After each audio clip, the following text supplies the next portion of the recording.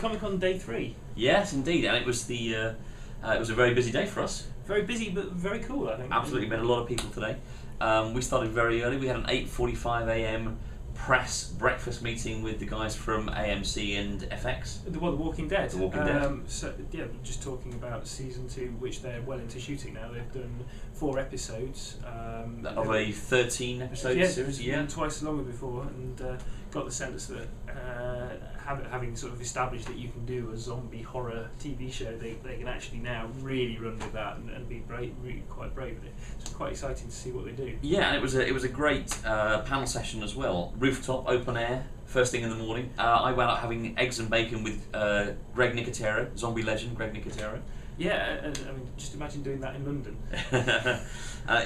Beautiful weather and an open air panel to start the day. Beautiful, wonderful. Yeah, yeah, we saw all the cast there as well. Yeah, since then it's kind of been the day the stars came out, hasn't it? Yeah, absolutely. Who did you do? Nick Cage? Nick Cage was out for Ghost Rider, Ghost Rider Spirit of Vengeance, directed by the guys behind Crank, which sounds intriguing.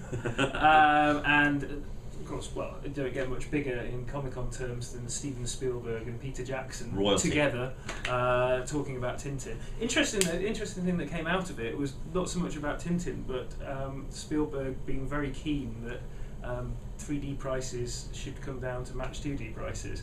I mean, this is his first 3D film. Yeah, but, I think he's very, very much of the opinion that it's not worth the extra. Well, that's not actually that you shouldn't be forced to pay. Yeah, absolutely.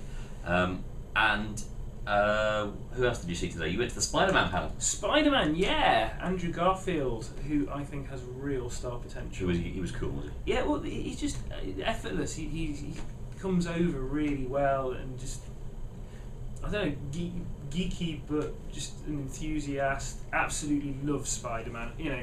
As much as anyone would kill for a role like that, I think it's a character he loves. He loves the Tobey Maguire movies, but I think he's just excited and knows that it's the role of a lifetime.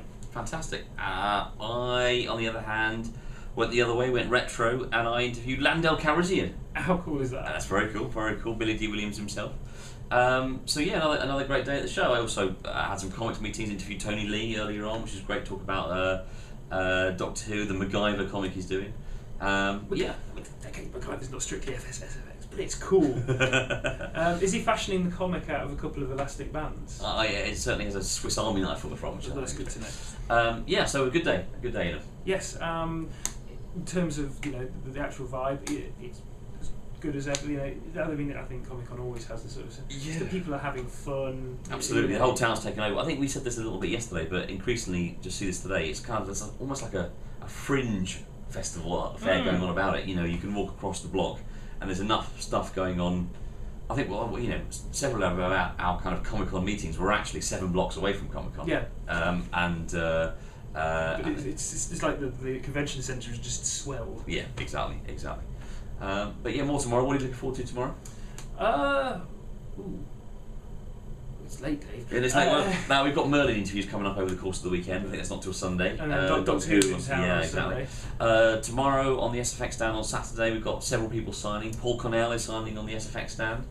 Toby Whithouse is signing on the SFX stand. Yeah, being in his own. Yeah, exactly. I'm getting a bit of a preview of a new Fox film called The Darkest Hour. Okay, good.